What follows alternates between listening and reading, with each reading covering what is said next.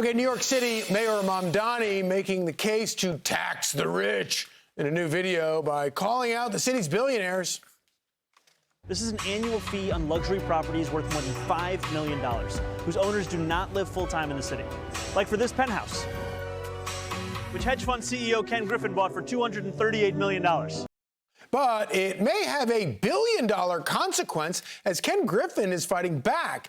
His company writing in an internal email, quote, "We are about to commence the redevelopment of 350 Park Avenue, creating 6,000 highly paid construction jobs and supporting the creation of more than 15,000 permanent jobs in Midtown, New York.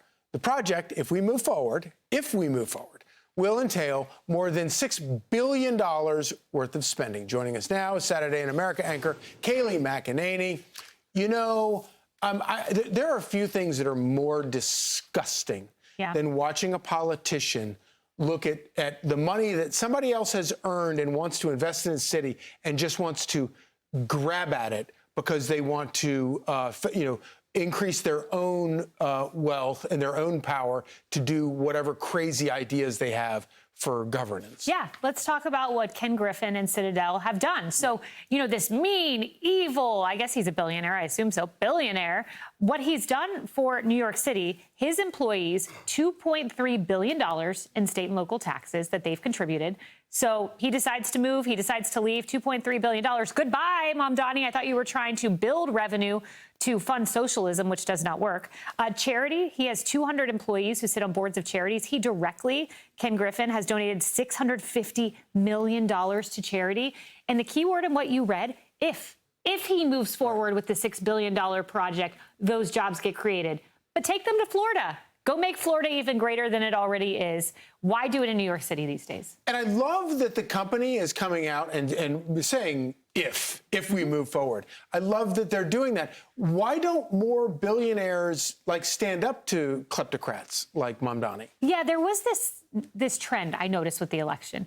The billionaires were all calling out Mamdani, some of them traditional Democrats, and saying, we're going for Andrew Cuomo, calling him out in no uncertain terms. Socialism is hard. It doesn't work. We've seen that. But then the election happened and the billionaires kind of quieted down and the business owners because they wanted to try to work with him. Right. And Mamdani was at a crossroads and he could have said, let's work with these guys. Let's work together. Let's try to find a way. Donate to my cause and in return, I will deregulate. He could have had this deal, but instead he's chosen to double down, filming in front of the guy's home. Yeah. Yeah, and of course, and you make a great point about the fact that financially, just by the numbers, it doesn't make sense. It's stupid because Mamdani might be able to go after some billionaire and get some, shake them down for some more money because they have an apartment in the city or whatever. But then you end up losing billions in revenue elsewhere because nobody wants to do business in your stupid city. And I think we'll see this trend continue because Ken Griffin, I believe Citadel at one point was headquartered in Chicago. So they were in Illinois. But Pritzker's no friend in business, doesn't understand how the economy works, it seems. And they took their business down to Miami and brought it down to Florida. And we have seen this trend of businesses leaving California. We know Elon Musk has several of his businesses in Texas. So I think this trend continues. And at some point, America wakes up and says, this doesn't work. Yeah, and every company moves to Florida or Texas, which probably isn't good for the rest of the country. Be sure to like and subscribe for all the Fox News latest on YouTube and catch full shows streaming now on Fox One.